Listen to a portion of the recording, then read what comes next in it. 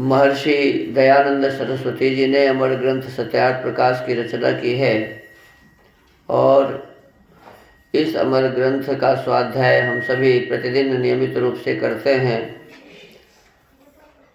आज तीसरे समोल्लास में पठन पाठन विषय में हम सभी स्वाध्याय करेंगे। कल हम सब ने ये पढ़ा था कि कुछ ग्रंथ इस प्रकार के हैं कि 50 वर्ष भी हम पढ़ेंगे तो उतनी विद्या नहीं आएगी। नियम से पढ़ने से जो विद्या मात्र 3 वर्ष में हमें प्राप्त हो सकती है।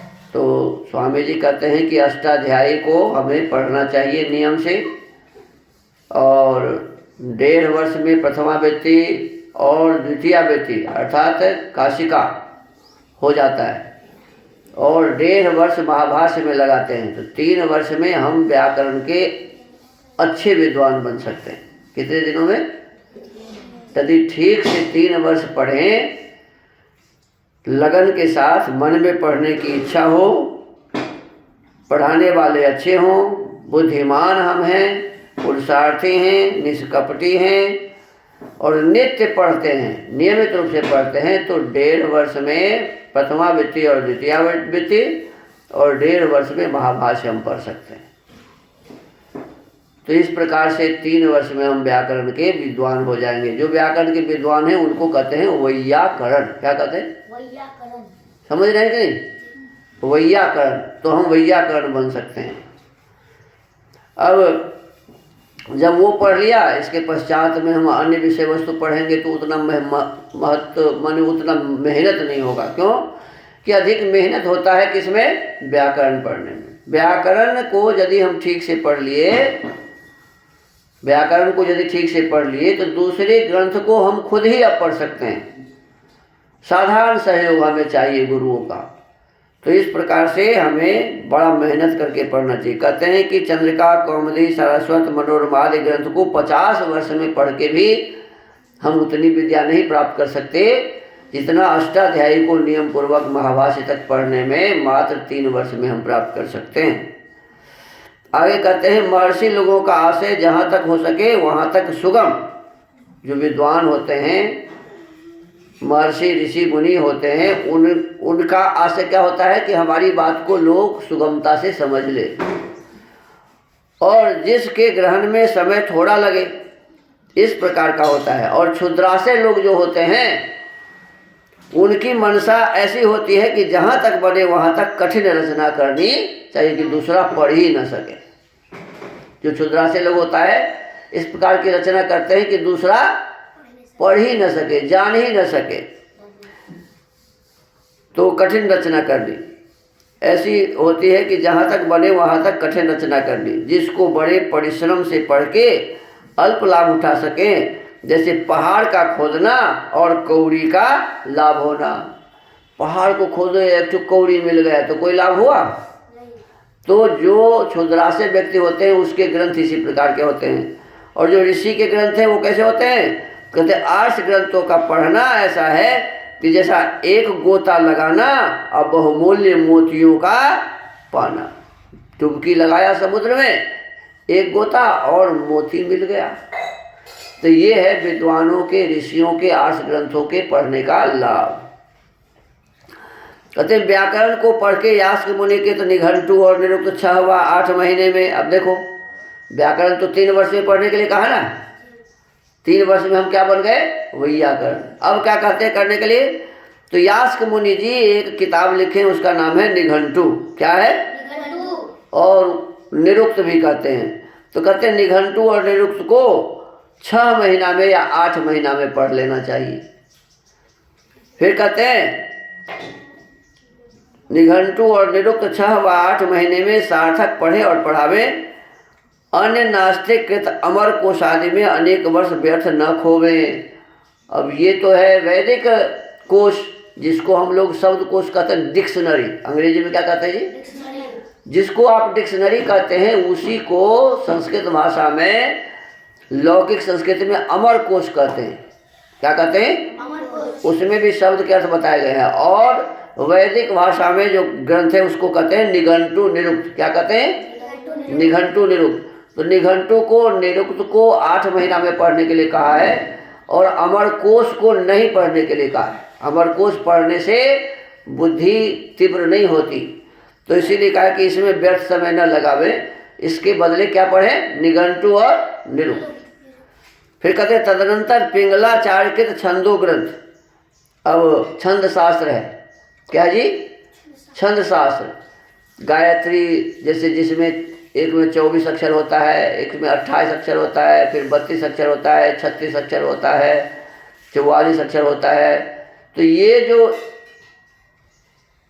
मंत्रों में जो अक्षर है ना, तो जितने अक्षरों से जो मंत्र बनता है उसको अलग अलग छंद करते। जैसे 24 अक्षर वाला गायत्री छंद होता है।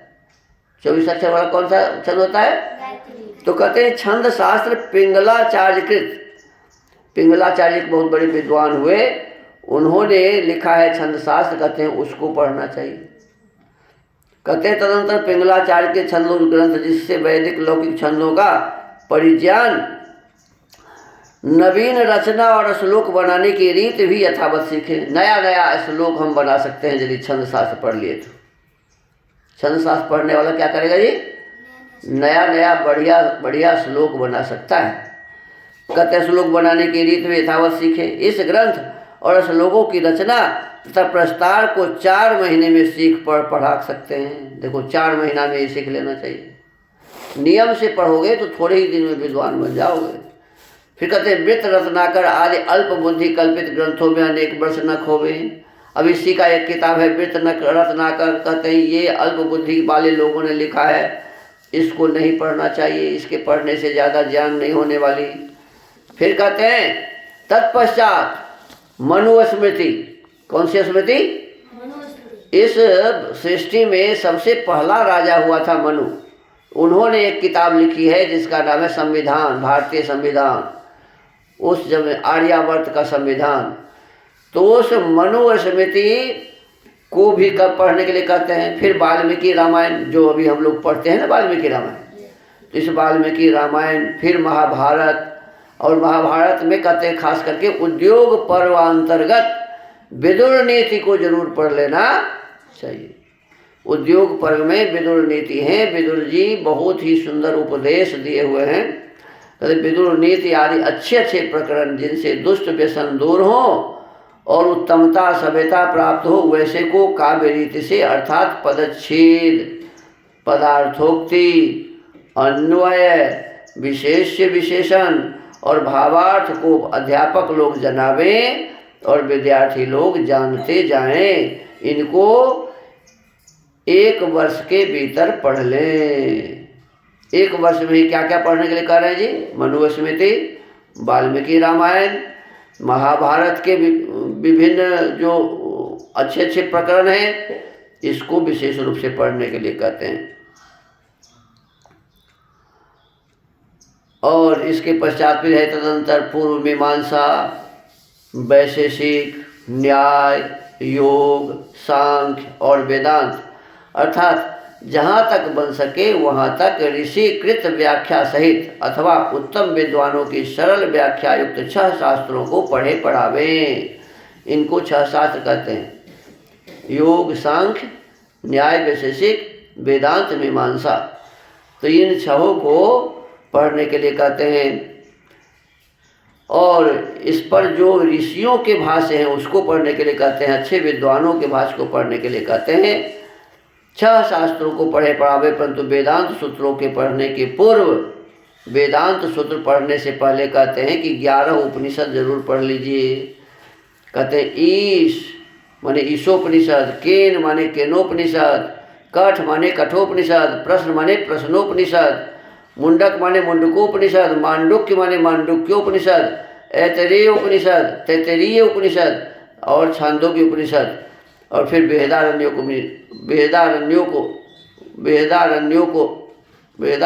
उपनिषद।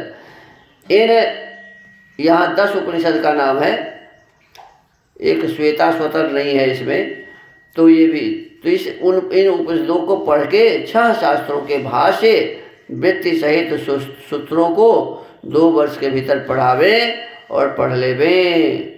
कहते हैं 6 वेद के अंग, 6 वेद के उपांग, सभी उपनिषद, ये सभी 2 वर्ष में पढ़ने के लिए कर रहे हैं।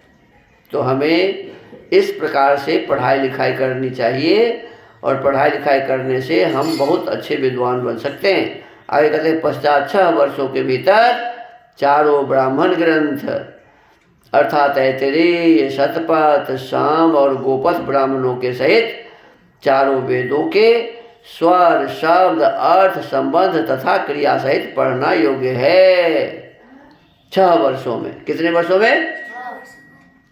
तो ये गुरुकुल में पढ़ने लिखने की ये नियम है। समझ में आया कि नहीं?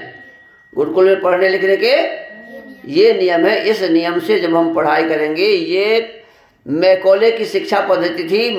मैकॉले की शिक्षा पद्धति हम लोगों को पश्चिमी सभ्यता से जोड़ता है, हम लोगों को उनके तरफ आकर्षित करता है। लेकिन महर्षि दयानंद सरस्वती जी ने जो शिक्षा पद्धति दी है, इस शिक्षा पद्धति को पढ़ने से हमारी भारतीयता, हमारी संस्कृति, हमारे संस्कार, इसके बारे में हमें जानकारी मिलती है और हमें इसको बड़े ही उत्तम ढंग से पढ़ने का प्रयत्न करना चाहिए। इस प्रकार से जब हम पढ़ेंगे तो हम अच्छे विद्वान बन सकते हैं और स्वयं विद्वान बनकर दूसरों का भी उपकार कर सकते हैं। तो आज के इस सत्यार्थ प्रकाश स्वाध्याय के क्रम को यहीं विराम देते हैं। ओम।